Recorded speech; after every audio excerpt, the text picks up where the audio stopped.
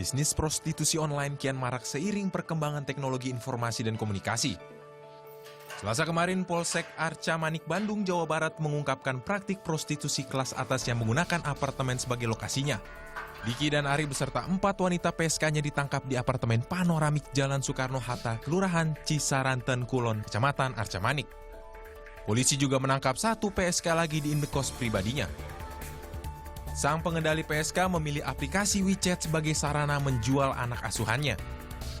Foto wanita hingga nego harga. Jika cocok, langsung datang berkencan ke apartemen yang disewa PSK. Tarif berkencan Rp1.000.000. Muncikari mendapat Rp200.000 setiap transaksi.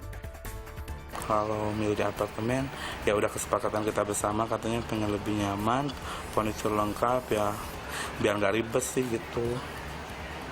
Emang lebih nyaman di apartemen atau sebagian besar si cewek itu di apartemen atau gimana? Iya, di apartemen. Udah stay bareng di sana dan memang memutuskan katanya pengen lebih nyaman aja gitu. Rata-rata pelanggan dari mana aja? Ada di luar kota?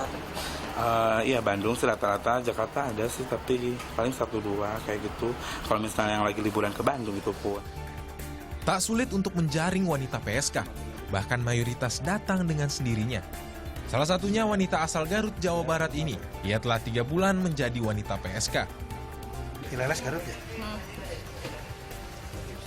Kalau misalnya yang teman-teman ini semua teman teteh atau gimana teh? Tanya aja. Karena ya, sadena kenal. Nah, sekampung. Oh, sekampung semua. Tanya aja, takut salah. Sekampung nggak? Saya Misalnya- 2 tahun. Berapa tahun? Berapa lama di situ? Di mana? 4 21. orang? Oh, 3 bulan. 3 bulan. Di apartemen mewah inilah kencan tersebut berlangsung. 2 unit ruang apartemen disewa PSK masing-masing seharga Rp6 juta per bulan. Pada pengelola, PSK mengaku apartemennya disewa untuk ditinggali sekaligus tempat usaha sepatu online. Penghuni lain di apartemen ini curiga dengan hilir masuk pria yang datang ke unit apartemen milik PSK. Dapat laporan masyarakat, polisi langsung ambil tindakan. 15 hari penyelidikan, petugas berpura-pura menjadi calon konsumennya. Kita undercover dengan melakukan transaksi, pertama lewat sosial media tersebut, kita pancing walaupun lumayan ini juga gitu, alot juga, mereka tidak mudah untuk menerima kita sebagai langganan baru gitu. Jadi kita sempat di delete kontak juga gitu oleh dia. Lalu setelah itu kita membuat suatu inilah yang buat percaya dia gitu, kita memancing-mancing, akhirnya kita deal, nego harga, lalu bertemu. Dari upaya ini, polisi juga menyita barang bukti berupa foto-foto wanita, uang tunai Rp1 juta sebagai bukti transaksi, bukti percakapan, telepon genggam hingga alat kontrasepsi. Polisi kini tengah mengusut jaringan prostitusi online lainnya di Kota Bandung. Pagi hingga malam berganti, Kota Bandung memang tak pernah sepi dari hiruk-pikuk bisnis.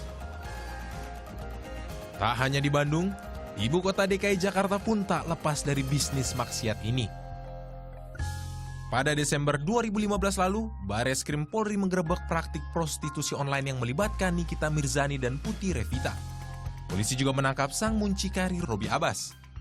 Mereka ditangkap di Hotel Kempinski, Jakarta Pusat. Prostitusi online memang modus baru. Tangani kasus ini, polisi bergerak menyamar, mengawasi, dan menindak target. Kita nggak membentuk tim khusus, gitu. Tapi ini sesuai dengan arahan pimpinan. Mengharapkan kepada seluruh anggota Polri, termasuk juga dalam hal ini ya khususnya para penyidik dan reserse, untuk selalu update perkembangan informasi. Fenomena prostitusi online terus bertumbuh melalui berbagai situs media sosial dan jalur komunikasi online lainnya. Tahun 2014, Kementerian Komunikasi dan Informasi Republik Indonesia memblokir sekitar 2.784 situs dengan muatan pornografi. Pada 2015, jumlahnya naik menjadi 3.780 situs. Total hingga kini setidaknya 753.000 situs mengandung konten pornografi dari 776.000 situs yang berhasil diblokir. Pemblokiran merupakan satu-satunya langkah Kemenkominfo untuk menekan praktik prostitusi melalui media online. Meski mereka mengakui hal ini belum efektif. Blokir 1, muncul 10. selalu terus. Dan mereka muncul dengan nama-nama yang tidak familiar dengan masalah seks, ya. Katakanlah seperti itu. Kadang-kadang misalnya mereka nongol dengan kata-kata belajarmalam.com misalnya, ya. Tiba-tiba begitu dibuka ternyata isinya begituan. Ini untuk menjebak. Langkah berikutnya, Kemenkominfo akan mengeluarkan aturan baru untuk mengawasi perkembangan aplikasi telepon pintar di Indonesia. Aturan tersebut akan diberlakukan pada 2016 ini. Sementara itu, prostitusi muncul karena pengembangan gaya hidup masyarakat. Teknologi pun memudahkan aktivitas manusia yang dimanfaatkan oleh sebagian orang untuk hal negatif. Tak semua PSK datang dari kalangan bawah. Sebagian pelaku juga berasal dari kalangan menengah atas yang melakukan praktik prostitusi untuk memenuhi kebutuhan gaya hidup mewah. Nah, tapi kalau kita bicara tentang pekerja seks di lapis menengah dan lapis atas, sebetulnya juga cukup banyak yang sebetulnya teridentifikasi bahwa gaya hidup gitu ya, tuntutan gaya hidup, demonstration efek dari hal-hal yang luxury itu sebetulnya melatari masuknya mereka ke dalam dunia prostitusi. Hukuman moral jadi resikonya, karena semua PSK yang ditangkap polisi dikembalikan ke dinas sosial untuk dibina lalu kembali ke lingkungan masyarakat. Memerangi praktik prostitusi tak hanya tanggung jawab pemerintah dan aparat penegak hukum. Masyarakat pun bisa berperan dalam mengawasi praktik prostitusi online mulai dari keluarga dan lingkungan terdekat. Tim Liputan melaporkan untuk NET.